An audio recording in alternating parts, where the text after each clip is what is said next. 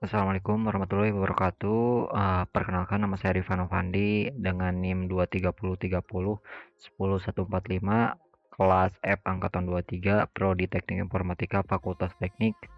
Di sini saya akan mempresentasikan ujian tengah semester untuk memenuhi mata kuliah animasi komputer. Kalau begitu langsung saja kita ke materi yang pertama, yaitu tentang kesehatan dan keselamatan kerja atau K3 dalam animasi komputer. Nah, pekerjaan di bidang animasi seringkali menuntut waktu yang panjang di depan komputer. Oleh karena itu, penerapan kesehatan dan keselamatan kerja menjadi sangat krusial untuk menjaga kesejahteraan para animator-animator.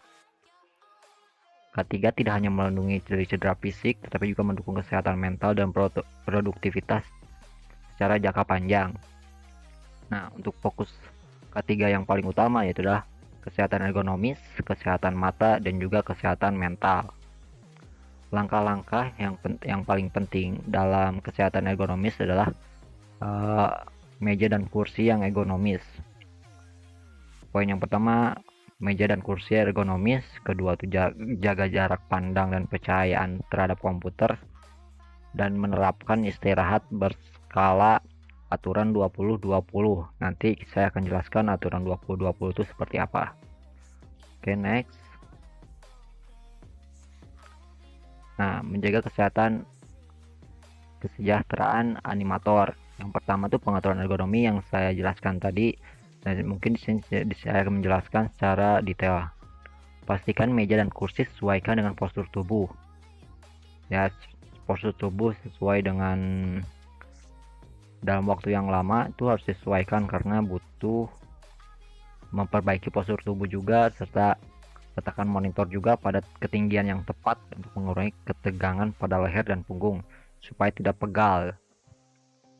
Ini sangat penting karena apa? Karena mungkin akan duduk waktu yang lama, editing yang waktu lama, maka dibutuhkan juga ergonomi dalam kesejahteraan bagi animator itu sangat penting.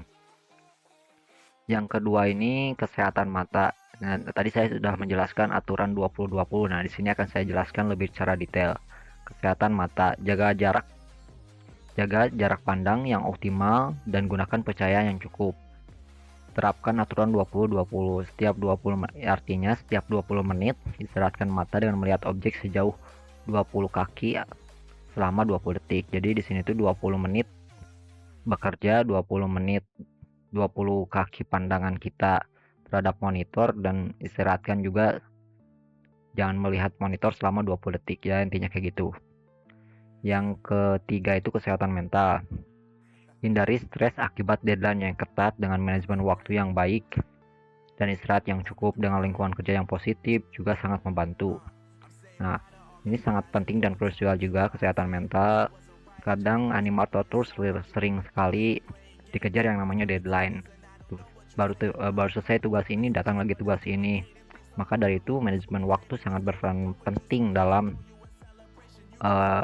menentukan deadline yang tepat supaya mental tidak terkuras secara habis.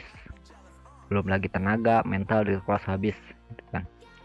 Dan poin yang keempat di sini keamanan lingkungan. Pastikan semua perangkat listrik dalam kondisi baik dan instalasi aman. Hindari penumpukan kabel yang bisa menyebabkan bahaya.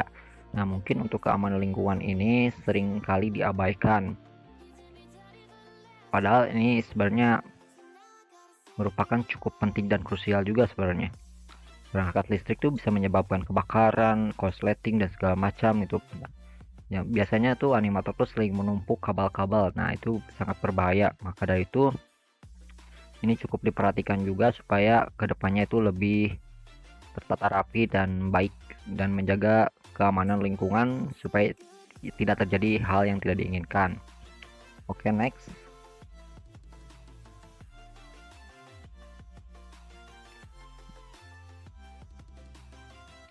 Nah, untuk yang ketiga ini alur produksi animasi dari ide sampai ke layar. Produksi animasi adalah proses kompleks yang melibatkan banyak tahapan, mulai dari pengembangan ide awal hingga final rendering. Memahami alur Ini penting untuk mengelola proyek secara efektif dan menghasilkan karya yang berkualitas tinggi.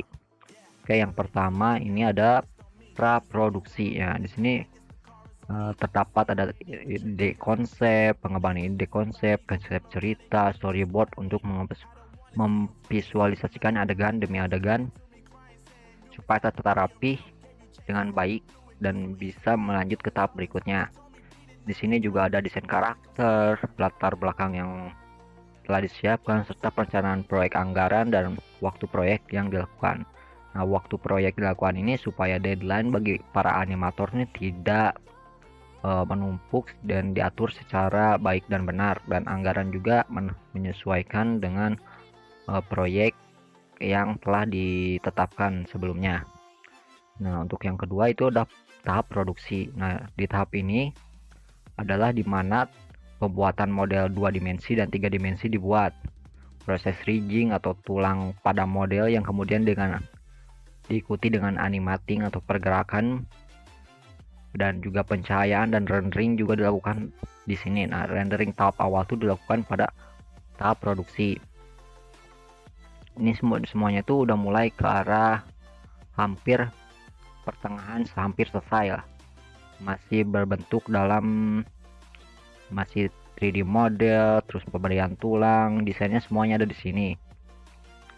Belum dapat dirilis, tapi secara itu udah hampir jadi. Nah, dan kita perlu menyesuaikan lagi sampai kesempurnaan itu benar-benar didapat. Nah, kesempurnaan ini akan didapat pada tahap pasca produksi. Nah, di tahap pasca produksi, setelah semua aset selesai, visualnya selesai di tahap produksi, di tahap pasca produksi ini akan berfokus pada editing video supaya videonya tuh bisa menambahkan efek suara, efek visual yang dengan penuh warna, penuh tampilan, dan akhirnya bisa dilakukan final rendering untuk menghasilkan output akhir yang bisa dirilis ke masyarakat, ke audiens yang banyak, supaya dapat menghasilkan pendapatan yang cukup untuk melakukan proyek berikutnya. Dan ini itu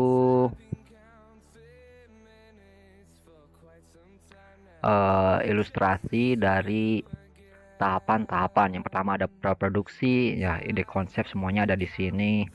Kayak mau ide jalan ceritanya kayak gimana, semuanya di praproduksi. Dan produksi ini pemodelan atau animasi, jadi bergerak, ada model 3D, 2D, pembuatannya ada di sini.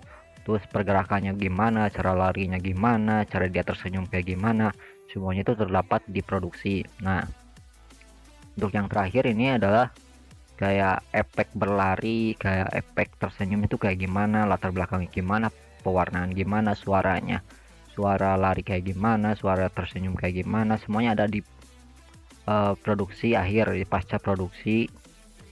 Semuanya tuh ada di pasca produksi ya. Oke, next. Nah, untuk yang sekarang itu udah sejarah singkat perkembangan animasi di dunia. Sebuah evolusi visual dari masa ke masa, itu animasi itu terus berkembang, berevolusi dengan baik sampai di era sekarang itu yang sering kita lihat gitu. Banyak animasi-animasi yang bisa dibilang bagus, enak dipandang mata tuh banyak. Di dunia animasi ini telah mengalami perjalanan yang cukup benar-benar panjang itu, dari yang tanpa warna, tanpa suara, sampai penuh warna, penuh efek suara, penuh latar belakang, semuanya udah berevolusi dengan sangat baik. Pada awal tahun 1900-an dimulai dengan kartun sederhana ditandai dengan Steamboat Willie pada 1928 yang merevolusi animasi dengan suara yang tersinkronisasi.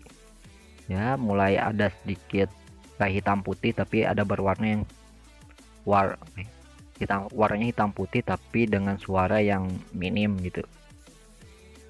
Masuk ke era klasik, masa keemasan animasi tradisional dengan karya ikonik seperti Snow White atau yang kita kenal itu Putri Salju dan Tom and Jerry, itu semuanya ada pada tahun era klasik, yang bisa dibilang ini tuh titik tengah animasi gitu. Jadi animasi itu cukup berkembang dengan baik pada masa ini gitu. Membentuk standar penceritaan yang kualitas dan visualnya tuh masih bisa ditelan oleh masyarakat gitu. Evolusinya tuh berkembang dengan cepat gitu. Cuman berkisar 30 tahun apa mungkin 20 tahun, 2 tahun udah berevolusi dengan baik gitu. Dan untuk selanjutnya itu berevolusi ke era digital. Munculnya komputer mengubah segalanya. Puncaknya adalah Toy Story, yaitu pada Toy Story yang pertama tuh dirilis pada tahun 1945. Film animasi 3D yang penuh storyline yang benar-benar bagus, secara grafik juga bagus, enak dipandang mata. Ini terjadi di era digital pada tahun 1995 dengan rilisnya Toy Story yang pertama. Nah, untuk era modern sekarang, dominasi animasi 3D atau Real Engine didukung software canggih seperti Blender, Maya, Unreal Engine. Semua itu yang seperti sekarang kita lihat itu menggunakan teknologi yang benar-benar canggih lah. Ada software canggih seperti Blender dengan animasi 3D-nya, terus ada Maya juga sama seperti Blender, terus Unreal Engine yang seringkali kita mungkin di game-game yang bernegarakan Cina biasanya itu menggunakan Unreal Engine. Nah, Unreal Engine ini cukup benar-benar kayak aksi, enak dipandang matanya itu benar-benar. Mungkin ini timeline dari evolusi animasi. Pertama tuh era awal dengan kartun sederhana yang hitam putih dengan suara yang minim, terus ke era klasik seperti Snow White atau Putri Salju dan Tom and Jerry juga dengan ada warna, terus suaranya sudah mulai membaik. Terus era digital dengan memunculkan CGI, teknologi CGI seperti Toy Story dan animasi-animasi lain itu tercipta di era digital. Dan untuk era modern tuh ini tuh yang kita lihat di zaman sekarang menggunakan teknologi berbasis 3D, model real time, game, terus VR tuh, terus Unreal Engine juga. Dan mungkin ini tuh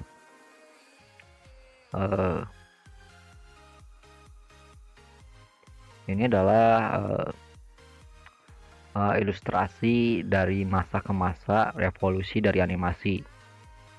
Yang seperti kita tahu awal mula animasi itu di tahun 1900-an yang cuman warnanya tuh hitam putih, berevolusi menjadi era keemasan di tahun 1930 sampai 1950 seperti Snow White. Terus Mickey Mouse juga berevolusi yang tidak ada warna, cuma hitam putih jadi hitam ada warnanya, ada mulai efek-efek suara yang bagus gitu. Terus ada masuk ke animasi modern yang bisa bilang 2 dimensi tapi versi terbaik dari animasi-animasi sebelumnya di tahun-tahun sebelumnya. Terus sampai sekarang itu ada revolusi digital. Nah, animasi ini mulai memunculkan karya-karya yang baik seperti Monster Inc, animasi-animasi Pixar lainnya. Dan untuk masa kini itu seperti teknologi CGI itu diterapkan, Unreal Engine, semuanya tuh digabung yang menghasilkan kayak banyak animasi-animasi keren. Bahkan animasi seperti Spider-Man disatukan dengan real time juga. Jadi manusia tapi dibikin animasi juga. Itu adalah sebuah perpaduan yang bisa dibilang cukup memanjakan mata dan membuat penonton semakin tertarik untuk menontonnya gitu. Oke, next.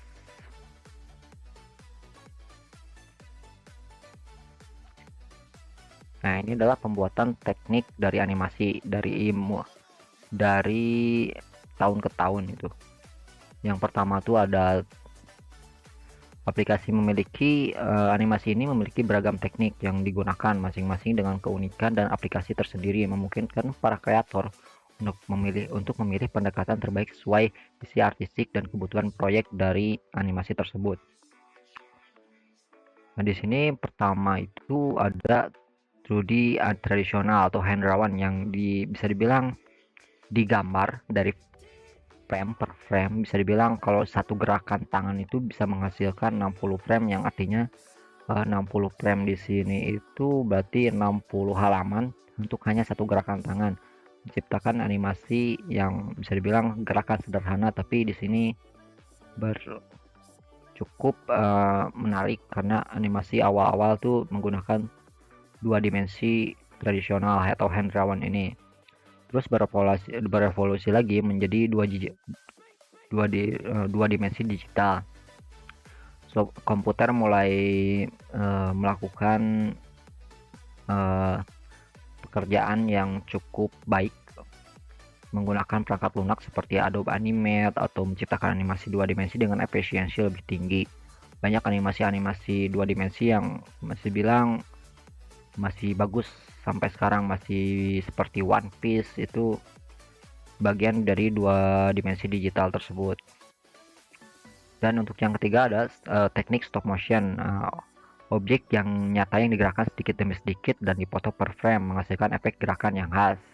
Nah, contohnya ini itu seperti apa ya, mungkin Sound the Ship itu masuk ke stop motion karena bisa dibilang animasi dengan gerakan stop motion dipoto per foto itu, di satu foto itu satu frame jadi hitungannya, bisa dibilang gerakannya tuh halus, yang memiliki gerakan yang berbeda dari animasi-animasi yang bisa dibilang 3D juga beda, motion capture beda, 2 digital beda gitu. Jadi stop motion ini teknik yang bisa dibilang sesuai dengan real time, dipoto per frame, menghasilkan efek gerakan yang benar-benar khas. Ini tuh bahwa menandakan itu stop motion, animasi stop motion gitu. Masuk ke 3D atau CGI, ini banyak sekali animasi-animasi sekarang menggunakan 3D CGI ini yang menciptakan model digital, memberikan rigging atau tulang dan melakukan rendering untuk hasil yang realistis atau bergaya, ya seperti software Maya, Blender, Unreal Engine, ya CGI menggunakan teknologi CGI ini. Dan yang terakhir adalah motion capture. Ini tuh sebagai teknologi yang menangkap gerakan manusia atau hewan, mengaplikasikannya pada model digital, ciptakan gerakan yang sangat alami. Bisa dibilang ini tuh motion capture ini tuh gerakannya FPS-nya tuh cukup benar-benar tinggi karena merekam dari gerakan manusia ataupun hewan. Jadi gerakan kita tuh direkam dari gerakan mata atau tangan atau mungkin kaki, semuanya direkam terus diaplikasikan ke dalam model digital, terus dibuat menjadi animasi. Untuknya berikutnya, next. Nah, ini adalah produk life cycle dalam animasi. Nah, setiap produk animasi itu mempunyai bisa dibilang siklus hidupnya. Jadi kadang rame, ada yang rame terus mulai menurun, terus mulai dibuat ulang lagi. Semuanya akan dijelaskan di produk life cycle animasi. Siklus hidup yang pertama itu ada introduction atau animasi baru rilis, mulai memperkenalkan animasi tersebut, fokus pada promosi untuk memperkenalkan bahwa kepada audiens ini tuh adalah animasi dengan genre ini, sinopsisnya seperti ini, semuanya tuh terdapat di introduction. Yang kemudian tahapan life cycle animasi itu berlanjut ke grow. Nah, grow ini animasinya mulai dikenal luas, pendapatan mulai meningkat pesat, yang asal semulanya 0 menjadi 100% dan mulai meningkatkan juga basis penggemar yang terus bertambah sekian banyaknya, yang artinya itu masa keemasan dari animasi itu terdapat di tahapan grow. Dan berikutnya maturity, itu tahapan yang bisa dibilang tahapan yang paling stabil. Animasi mencapai puncak popularitasnya, pendapatannya juga stabil, seringkali muncul merchandise atau spin-off, banyaklah. One Piece juga bisa dibilang masa kemasannya belum berakhir, decline-nya masih dalam proses grow, dan maturity-nya juga masih. Untuk One Piece sih tahapan sekarang mungkin di maturity, tapi untuk One Piece ini bisa balik lagi ke grow jika jalan ceritanya mulai menarik gitu. Untuk tahapan yang terakhir atau proses yang terakhir itu decline. Nah, tren terhadap animasi itu mulai turun, minat publik berkurang karena mungkin bosan, dan studio harus mempersiapkan proyek baru untuk kedepannya supaya tidak bisa dibilang gulung tikar studio tersebut, maka harus menciptakan sesuatu yang baru. Tujuan menjaga siklus produksi agar studio tetap berkembang dan relevan di pasar yang kompetitif ini, karena bukan cuma satu studio saja yang bersaing di dunia animasi. Ada banyak banget studio, banyak banget seperti Bandai Namco, banyak banget dari Jepang, terus ada Pixar. Maka ini produk life cycle animasi ini benar-benar kayak penting banget supaya jadi wawasan untuk studio, supaya mengembangkan studionya menjadi lebih baik lagi ke depannya. Dan berikut adalah ilustrasi dari produk life cycle dalam animasi gitu. Yang pertama ada introduction atau perkenalan atau promosi, semuanya ide konsep itu ada di production. Dan kedua itu ada grow, produksi dan ekspansi. Jadi mulai mendapatkan penghasilan yang benar-benar itu di production, di grow. Ini terus ada growthy, itu mulai berkembang secara pesat. Jadi ada dua tahap, ada grow itu mulai berkembang secara sedikit-sedikit, terus ada growthy itu bisa dibilang sampai ke titik puncaknya. Tadi maturity itu ada sedikit pendapatannya stabil, semuanya stabil, mulai datang merchandise, semuanya dari maturity. Seperti kayak diulang terus menerus tapi tidak bosan-bosan, ada di maturity gitu. Dan untuk yang terakhir itu ada decline atau mulai menurun, dan studio juga harus memikirkan animasi atau proyek baru untuk dirilis berikutnya. Oke, next.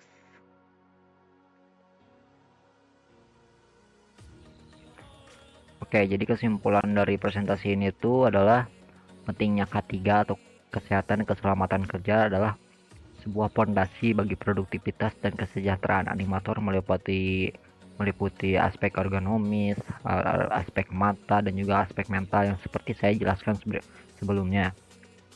Yang kedua itu ada alur produksi yang struktur, yang membuat animasi itu melibatkan tahapan praproduksi, produksi, dan pasca produksi yang saling terintegrasi, yang membuat animasi itu menjadi suatu yang bisa dibilang dunia animasi itu menjadi terstruktur secara rapih.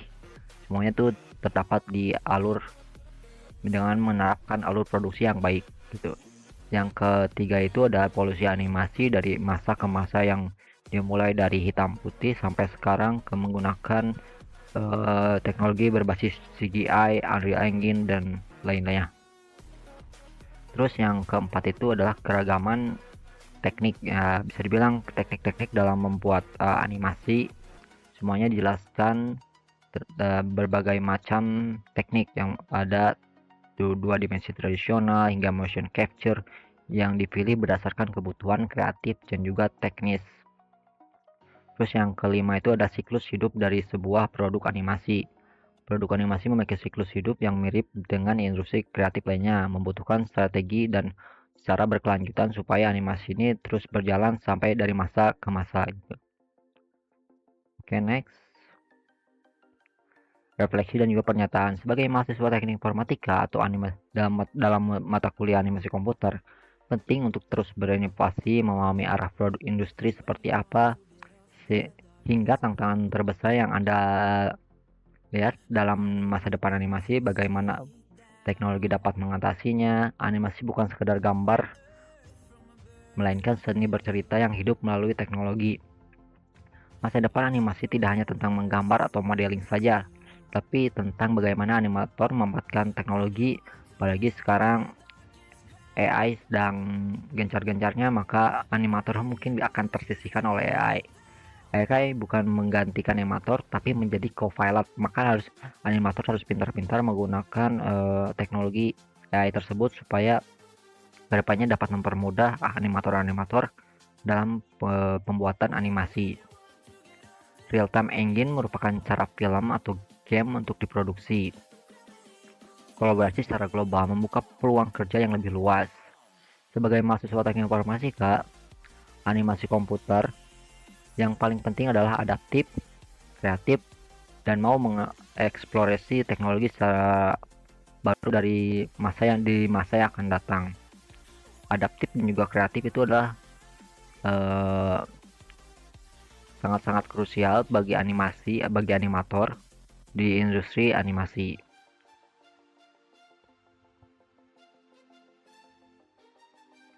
Ya, mungkin sekian presentasi eh, untuk mata kuliah animasi komputer.